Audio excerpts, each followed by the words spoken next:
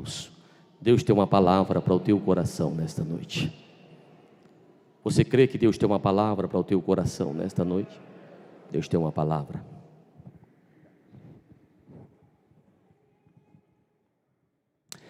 Meus irmãos, a paz do Senhor. Pegue a sua Bíblia, por favor. Vamos a um texto no Evangelho de Mateus, capítulo 16. Quero louvar a Deus por esta oportunidade, agradecer aqui ao nosso pastor presidente. Muito obrigado, pastor Gleidson. Que Deus abençoe muito a vida do senhor, a nossa pastora, pastora Neide. Quero abraçar aqui com alegria nosso pastor presidente de honra, pastor Amadeus, pastora Arineia, todos os obreiros, todos os irmãos nesta noite. Mateus capítulo 16, nós vamos ler versículo 15, versículo 16 e o versículo de número 18. Dentro da ideia que a igreja está revigorada para um novo tempo, eu quero fazer algumas observações nesse texto. Quero ser rápido e já devolvo o microfone em alguns minutos. Quantos encontraram Mateus capítulo 16, verso 15? Digam amém. Disse-lhes ele: e vós, quem dizeis que eu sou? E Simão Pedro respondendo disse: tu és o Cristo, Filho do Deus vivo. Versículo 18.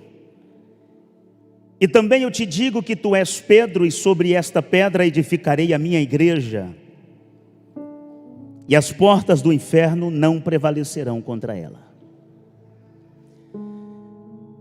Tudo que nós recebemos na vida espiritual é resultado do conhecimento que nós temos acerca de Cristo.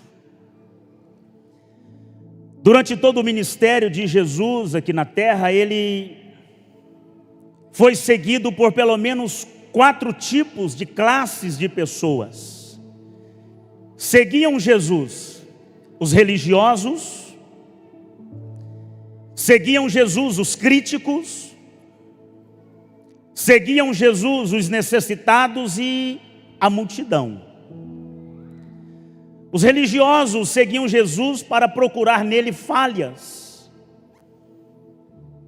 Os críticos seguiam Jesus para apontar os seus erros e todos os defeitos naquilo que ele fazia.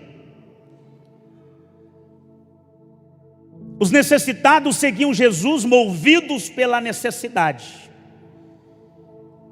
E a multidão seguia Jesus pelo movimento, sem conhecê-lo, sem envolver, simplesmente pelo fato de que ele estava fazendo alguma coisa.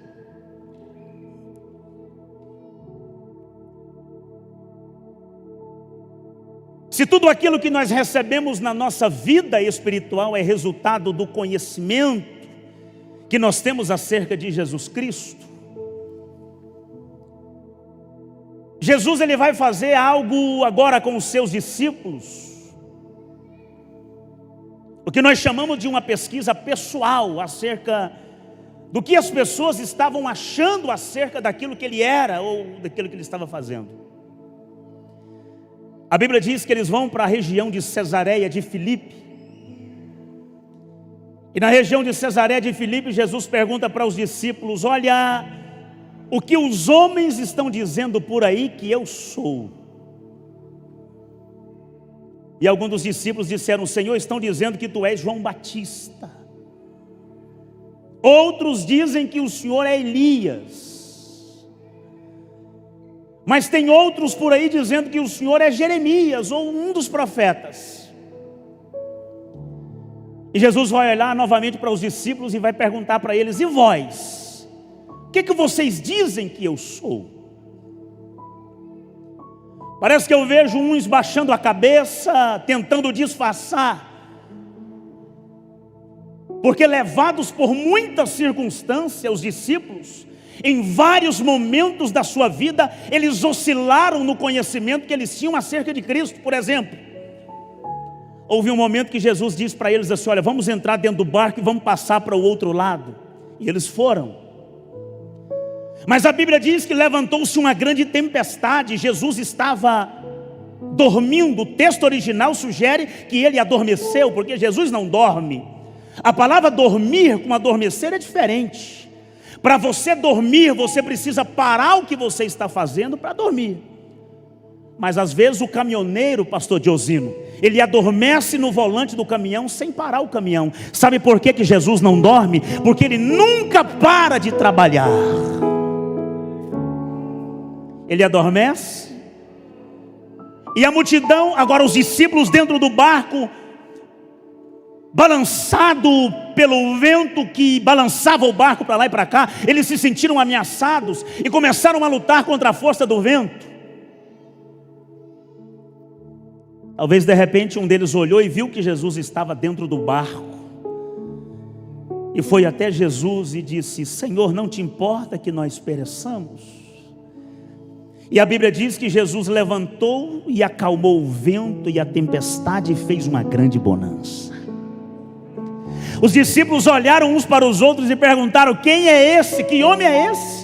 Porque o Jesus que eu conheço é aquele que, quando nós entrávamos na cidade de Naim, eles saíam com um cortejo fúnebre de um menino que era filho de uma viúva, e ele colocou a mão sobre o esquife e disse: menino, levanta e anda. E ele levantou. Que Jesus é esse que, quando nós entrávamos dentro de uma cidade, saía-lhe 10 leprosos e ele curou os 10? Agora esse homem aí eu não conheço. Porque o Jesus que eu conheço é aquele que purifica leprosos, é aquele que dá vista ao cego. O Jesus que eu conheço é aquele que dá voz ao mudo, é aquele que levanta o paralítico. O Jesus que eu conheço é aquele que dá força ao cansado, é aquele que multiplica as forças a quem não tem nenhum vigor. Agora esse Jesus que acalma vento e tempestade eu não conhecia. Os discípulos andavam com Jesus, caminhavam com Jesus, comiam com Jesus, mas eram oscilantes na sua convicção de quem de fato Jesus era. É por isso que no texto Jesus pergunta: agora eu quero que vocês me dizem, o que eu sou para vocês? Aí Pedro toma a frente, talvez pela a sua natureza sanguínea e afoito que ele era, e Pedro diz assim: Senhor, tu és o Cristo, o Filho do Deus vivo. E Jesus vai olhar para Pedro e vai dizer: Pedro, disseste bem, porque não foi carne nem sangue que te revelou, senão meu Pai que estás no céu. Por quê? Porque não há nenhum conceito humano, por mais estudioso que você seja, por mais formado que você seja, não existe nenhum conceito que se crie acerca de Deus baseado nas coisas da terra. Tudo que nós conhecemos acerca dele nos é dado por intermédio do nosso relacionamento com Deus. E Jesus vai olhar para Pedro e vai dizer: Pedro, sobre esta pedra eu vou edificar a minha igreja, e as portas do inferno não prevalecerão contra ela. Deixa eu fazer uma observação para você entender aonde eu quero chegar. Jesus está falando sobre a edificação da igreja, que é o segundo maior projeto do coração de Deus. E essa edificação da igreja, ela se dá pela convicção que Pedro tem acerca de que Jesus era de fato o Cristo. Ou seja, a igreja está edificada baseada na convicção de Pedro. Qual é? Jesus é de fato Cristo. Quando Pedro externou para Jesus o conhecimento que ele tinha acerca da essência, que de fato ele era o Cristo, Jesus disse: opa, espera aí, a igreja será edificada com base nesse conceito, porque eu não posso ser considerado igreja se eu não conheço Jesus de verdade. Jesus disse: Pedro, sobre a convicção que você tem acerca de mim, eu vou edificar a igreja. Agora preste atenção, existem duas interpretações acerca de igreja. A interpretação básica da Bíblia é igreja, local onde se ajunta pessoas motivadas por uma fé que os leva a adorar um único Deus. A igreja é isso aqui, ó. Mas a aplicação mais sistemática da Bíblia vai dizer para nós que igreja é isso aqui. Porque Paulo diz em 1 Coríntios, capítulo de número 6, versículo 19: não sabeis vós que sois o templo do Espírito Santo e que Deus habita em vós? Ao mesmo tempo que igreja é toda essa imensidão de templo, a igreja sou eu, a igreja é você, a igreja é esse irmão que está sentado do seu lado, independente da marca da roupa, independente da classe social, independente da cor, independente se ele veio aqui para cultuar num carro, de a pé, de bicicleta. Não há nada que desfaça o mérito dele ser constituído como igreja de Cristo, a menos que ele não reconheça Jesus como o seu único e suficiente Salvador. Então, se nós somos a igreja, Jesus está dizendo: Pedro, eu vou edificar esta igreja. Agora, irmão, preste atenção. Existem duas formas que Deus trata com a igreja. Jesus está dizendo: Pedro, as portas do inferno não vão prevalecer contra a igreja. E quando Jesus usa essa expressão, Jesus está usando a igreja no seu CNPJ, que é o ajuntamento de pessoas. Quando a Bíblia diz lá em Atos que a igreja estava orando, a Bíblia está falando de ajuntamento de pessoas. Quando a Bíblia fala que a igreja é uma igreja vitoriosa, a Bíblia está falando do ajuntamento de pessoas. Quando a Bíblia diz que as portas do inferno não prevalecerão contra a igreja, a Bíblia está falando de nós aqui, do ajuntamento de pessoas. É o CNPJ. Mas para prestação de contas é no CPF. É igreja eu, é igreja você, é igreja você, é igreja você. Cada um de nós aqui somos um edifício que fomos edificados com base em uma palavra. A palavra é: nós fomos constituídos igreja do Senhor. É por isso que o diabo se levanta e nós estamos avançando. É por isso que vem leis para parar e nós estamos avançando. É por isso que o diabo olha e diz: vou colocar máscara, porque com máscara eles não adoram. Mas nós somos igreja, e quem é igreja adora com máscara, quem é igreja adora sem máscara. Por mais que o inferno se levante, nós estamos avançando.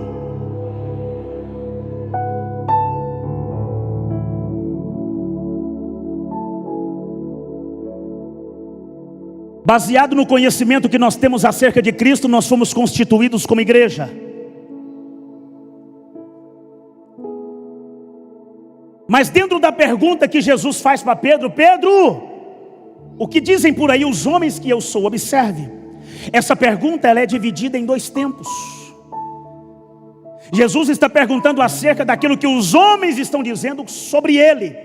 Observe que a pergunta ela é universal, ela abrange de forma geral. Jesus está perguntando para aqueles que não o conheciam, que não andavam com ele, que não comiam com ele. Jesus está perguntando sobre aqueles que não tinham com Jesus a mesma proximidade que os discípulos tinham. Então preste atenção, existe um conceito que é criado acerca de Jesus, baseado na distância que nós estamos dele.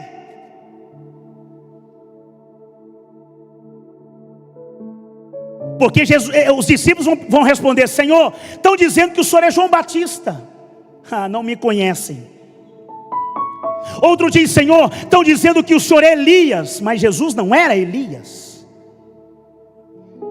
Outro discípulo diz: Senhor, estão falando por aí que o Senhor é Jeremias. Mas Jesus não era Jeremias. Ou seja, o fato das pessoas, dos homens, não se envolverem com Jesus e determinarem uma certa distância, trouxe para eles uma convicção errada de quem de fato Jesus era.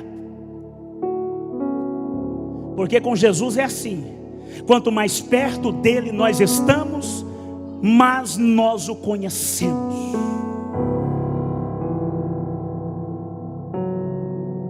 Aí ele muda a pergunta: pera lá, se aqueles que não convivem comigo, não têm intimidade, não têm proximidade, não têm relacionamento, têm um conceito acerca de mim, agora eu pergunto para vocês que andam comigo, vocês que comem comigo, vocês que dormem comigo, Vocês que vão para o culto na terça, você que vai para a congregação na quinta, você que participa da escola dominical, você que tem uma credencial de membro, você que é obreiro, você que é pastor dirigente, você que é membro, você que canta, você que prega, você que toca, você que ensina. Aí Jesus pergunta: e para vocês, o que eu sou?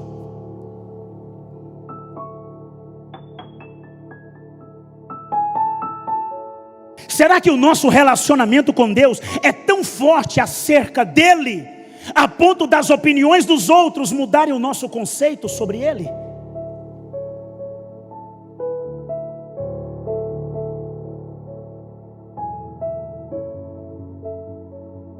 A Bíblia diz que a fama de Jesus corria pela Síria, pela Judéia, pela Galiléia, Cafarnaum, aldeias, sinagogas, províncias. A fama de Jesus chegou até Herodes, o tetrarca. E aonde a fama de Jesus chegava, as pessoas criavam um conceito acerca dele. Chamaram, pastor Gleidson, Jesus de um perturbador de Israel.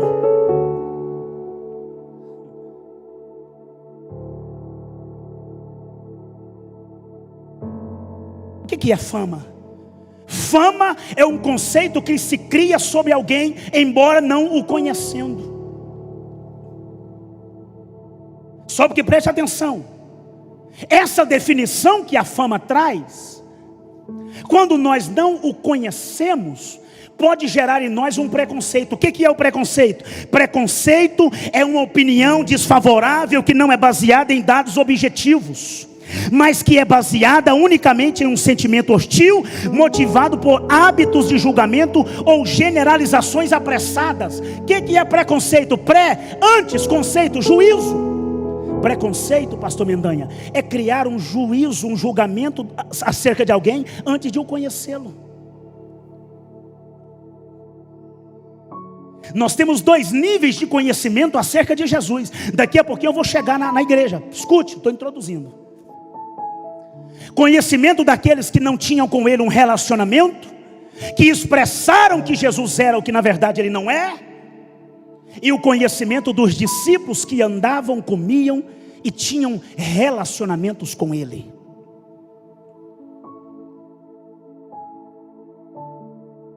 Só porque às vezes, nem sempre aqueles que andam com Jesus o conhecem de verdade. Mateus capítulo 14, versículo 26. Nós temos o encerramento do milagre da multiplicação. Pensa num culto que foi bom, demorado, a ponto dos discípulos dizer: Senhor, despede o povo para que eles vão embora, comerem, porque já estão conosco há 3 dias, e papapá, e ppp. E aí Jesus faz a multiplicação, de repente o povo começa a ir embora, e a Bíblia diz que ele vai orar. Porque tem pessoas que continuam o culto depois que o culto acaba, mas tem para muitos que o culto termina na igreja. Jesus saiu de um culto onde ele fez milagres, e quando o culto terminou, ele subiu no monte e foi orar. Porque o culto não acaba 9 horas, o culto não acaba 10 horas, o culto não acaba 11 horas, o culto acaba no templo, mas ele continua na sua casa. Quando você vai embora, abre a porta e entra para lá. Ele olha para os discípulos e fala assim: pode ir embora. E os discípulos entram no barco e vai.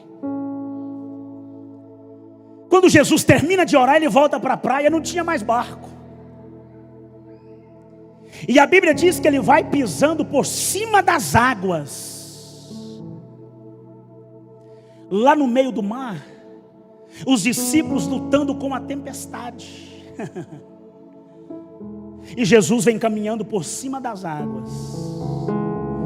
A tempestade balançando o barco para lá e para cá, e Jesus caminhando por cima das águas.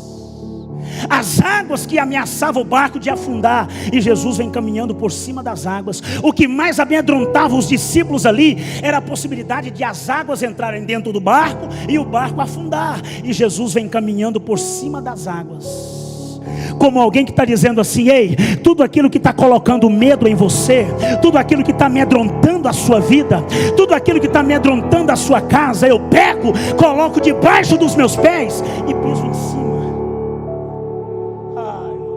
Você podia ter melhorado esse glória aí. Na quarta vigília da noite, os discípulos olham. De repente Jesus vem caminhando por cima das águas. Eu não vou entrar na aplicação do texto, porque existe uma cultura empregada sobre esse texto, de um Deus que assombrava os marinheiros.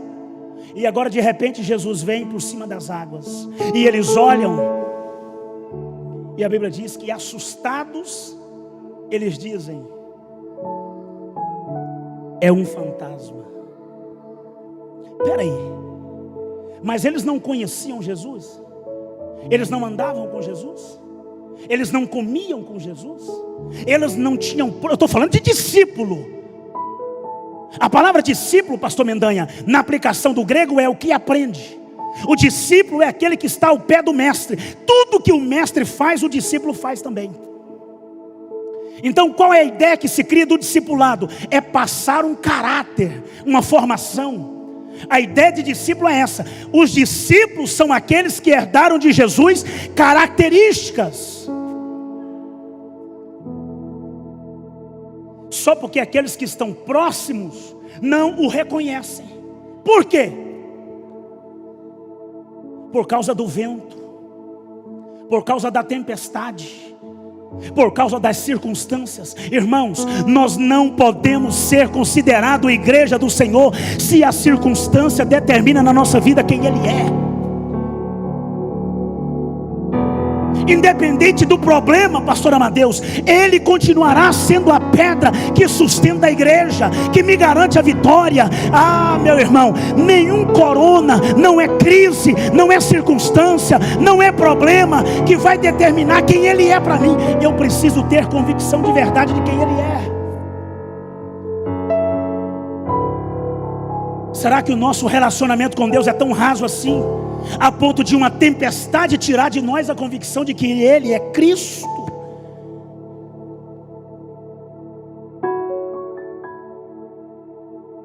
Então observe, os discípulos estão apresentando para Jesus uma oscilação no seu conhecimento. Quem é Jesus para você?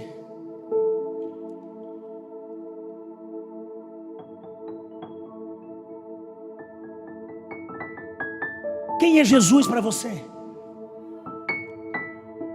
Uma igreja que está revigorada para um tempo que vem com a promessa de ser um tempo de vitória, um tempo de conquista. Nós precisamos, no mínimo, conhecê-lo. Quem é Jesus para você? Olhando para o irmão que está do seu lado, a forma como ele adora, a reverência que ele tem no culto, a aplicação que ele tem no horário de chegar, a maneira dele cultuar a Deus, a postura dele. Quem é Jesus para ele? A forma como alguém senta no banco da igreja, o pastor está pregando, ele está mascando chiclete, está mexendo no celular. Aí a pergunta fica: quem é Jesus para você? Será que de fato nós somos igreja, tendo base num relacionamento que às vezes não nos convence de quem Ele é?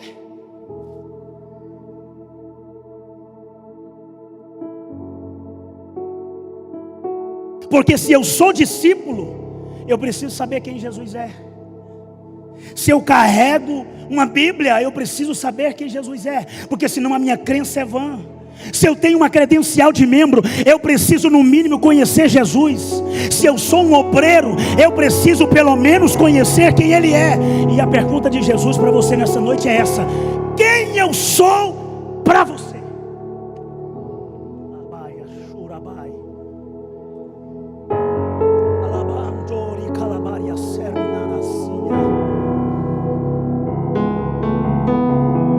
Que conhecimento é esse que eu tenho acerca de Cristo?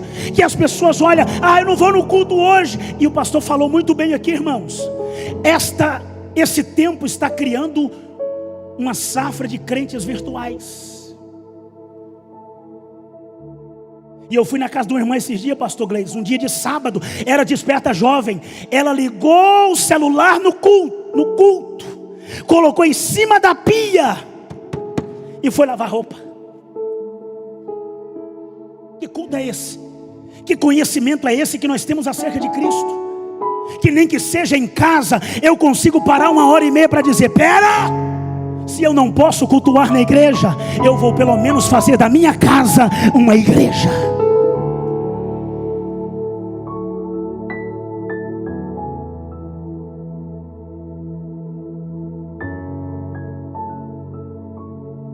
Jesus pega na mão dos discípulos, eu termino em 10 minutos. Jesus pega na mão dos discípulos e a Bíblia diz que ele vai para Cesareia de Filipe.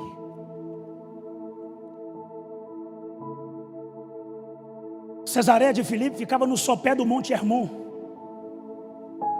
O Monte Hermon era banhado pelo Rio Jordão. E o Rio Jordão tem 3 nascentes. E uma das nascentes do Rio Jordão chama-se Pânias. A derivação da palavra Pânias, a palavra Pan, que foi constituído como um Deus que era adorado na região de Cesareia de Filipe. Uma pedra no centro da cidade foi instituída como coluna para a adoração do Deus Pan. Segundo a cultura, o Deus Pan era um Deus metade homem, metade bode. Naqueles filmes de mitologia, aquele Deus que andava com a flautinha na mão, que simbolizava a alegria, mas que quando chegava a noite, ele se transformava e causava pânico nas pessoas. Daí a origem da palavra pânico. Cesareia de Filipe era o centro da adoração ao culto pagão. Jesus pega os discípulos, leva para Cesareia de Filipe, coloca eles, Sandy, em um ambiente dominado pelo pânico e pergunta: aqui, quem eu sou para vocês? Porque ter um conceito de Cristo em Jerusalém é fácil. Ter um conceito de Cristo na Judéia é fácil, irmão. Ter um conceito de Jesus Cristo aqui dentro é fácil demais. Aqui eu canto, aqui eu não xingo, aqui eu não minto, aqui eu não dou calote, aqui eu não passo cheque sem fundo. Então o conceito aqui dentro é muito bom. Agora, Cesareia de Filipe, representando o mundo lá fora, dominado por um Deus que tem causado pânico nas pessoas. Jesus pergunta para você: quem eu sou para você lá fora? O negócio aperta, né, irmão? E eu queria pregar uma mensagem bem light aqui, mas eu preciso dormir hoje. E se eu não falar, Deus vai puxar minha orelha.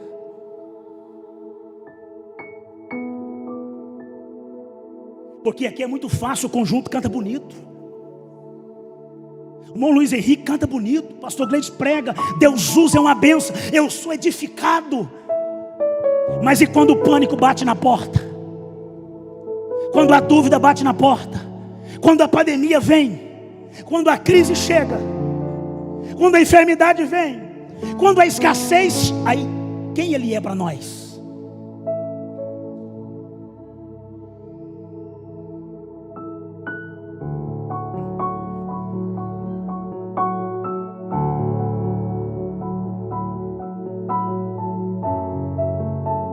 A igreja que é revigorada para um novo tempo é uma igreja que não muda o conhecimento acerca de Cristo pela circunstância que surgem. Meu irmão, o diabo pode estabelecer projeto, o diabo pode criar leis, mas nada vai arrancar de nós a convicção que nós temos acerca dele. Ele é o Cristo, ele é a pedra, ele é a fundação, ele é o alicerce. O vento sopra, a igreja balança, mas nós continuamos firme, aguardando o arrebatamento da igreja. Quem pode adorar?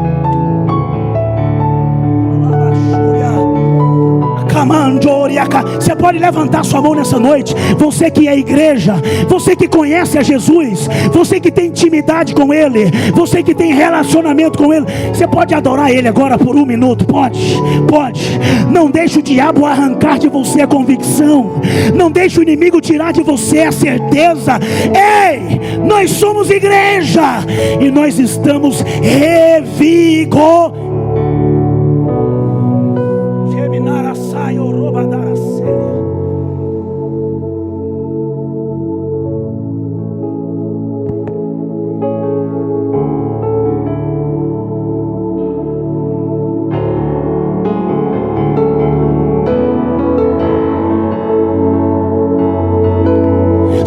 está sentindo Ele aí, adore, adore, adore.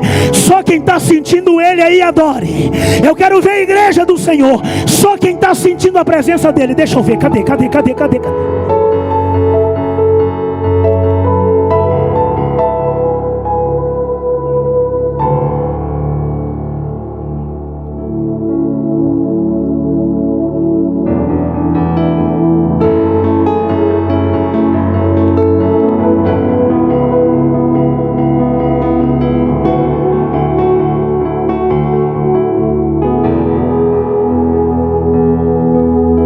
Eu quero conhecer Jesus.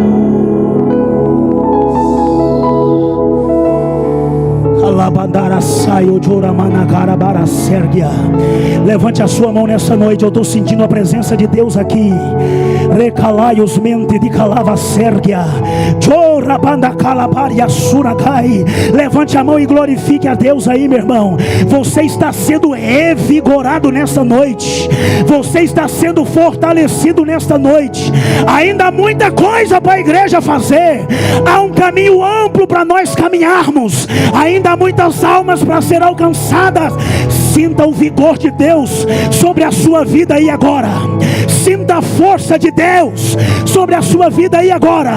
Adore. Só quem está sentindo. Só quem está sentindo. Salai, adora.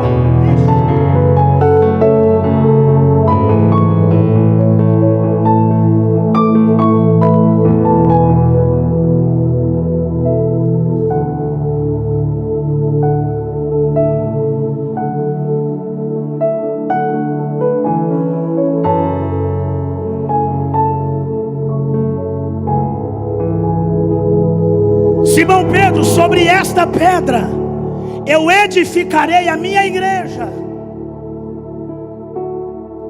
Sabe por que a igreja está edificada para o novo tempo, meu irmão? Porque a igreja tem uma fundação. A igreja tem uma base.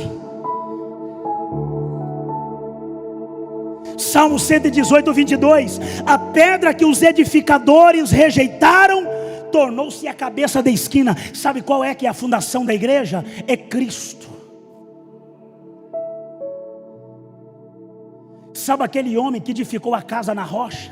Em Mateus 7, que bateu o vento, bateu a tempestade e a casa ficou firme. Irmão, pode soprar o vento que for sobre a igreja, podem até fechar o templo, mas a igreja continua aberta para receber a presença.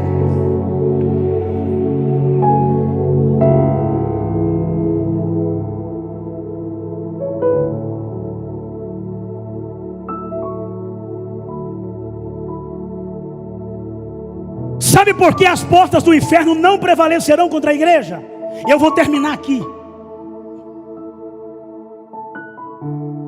É mais ou menos assim, ó. Existe um Deus no céu que a letra no papel não pode descrever. Fica de pé. Não dá para comparar, não dá para imaginar o seu grande poder. E aí, Ele faz o que Ele quer, soberano e forte até o infinito. Vem, conjunto, me ajude. Ganha a luta sem lutar, vence a luta e faz cansar o inimigo. Qual é o nome dele? Jeová, Deus de vida, de vitória. Jeová, Deus de paz, Deus de glória. Jeová vai mudar a sua história. Quem crê, quem crê, quem crê? Olha o que acontece quando Ele faz.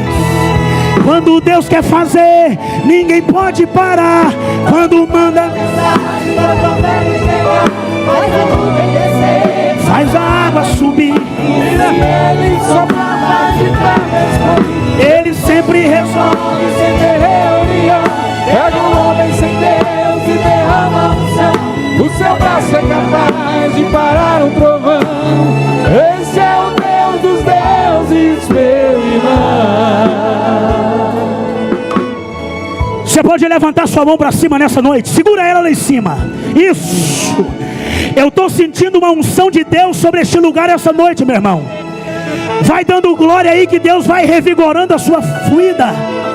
Você pode ter entrado aqui meio fraco, mas Ele te coloca de pé hoje. Se você é a igreja, sinta a presença dEle te enchendo aí. Sinta a presença dEle te enchendo aí. Sinta a presença dEle te enchendo aí agora. Vai adorando, vai adorando, vai adorando, vai adorando. Isso, isso. Se você é batizado com o Espírito Santo, dá lugar que Ele vai te encher. Ele faz o que Ele quer, soberano. O infinito, Oh, glória.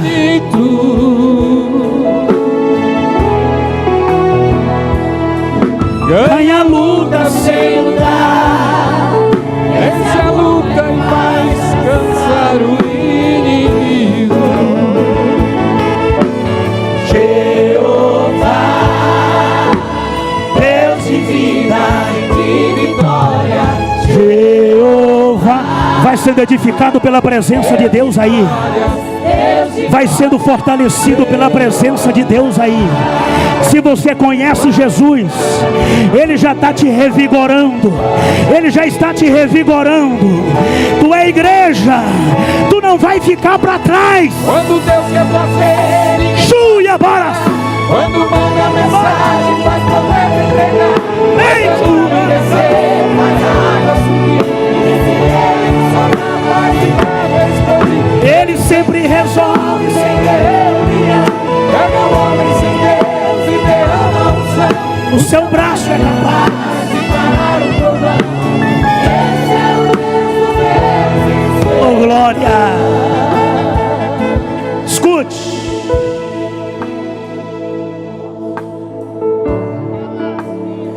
A igreja está revigorada, pastor Josino, porque ela tem uma base. Segundo, a igreja está revigorada porque ela tem um engenheiro. Sabe quem foi que te edificou na rocha? Foi ele. Pastor Edivânio, por mais que o engenheiro seja bom, ele pode cometer erros, mas Jesus não erra.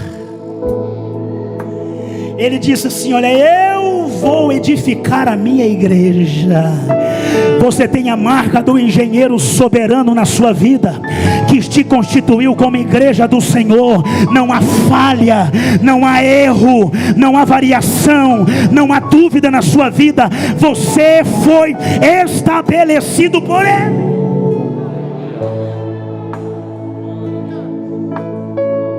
Terceiro, sabe por que a igreja está revigorada? Ela tem uma base, ela tem um engenheiro soberano. Jesus disse: eu vou edificar a minha igreja.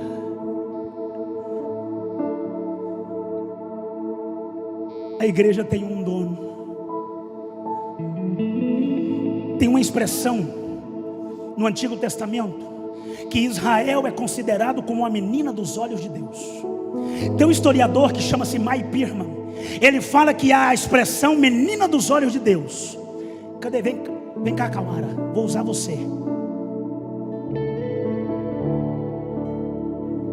Ele fala que a expressão usada como menina dos olhos de Deus significa: Deus está tão próximo da nação de Israel, a ponto de eu poder ver o reflexo dele nos meus olhos.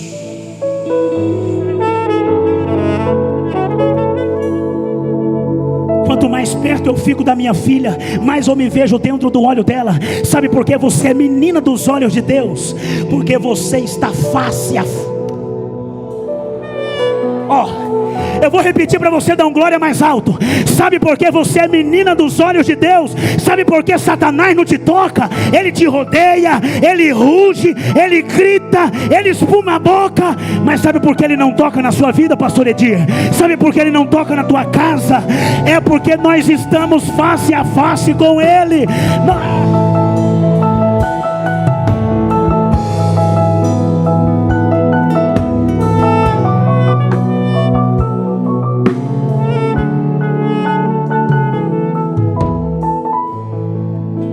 Não é a igreja que tem as portas contra o inferno.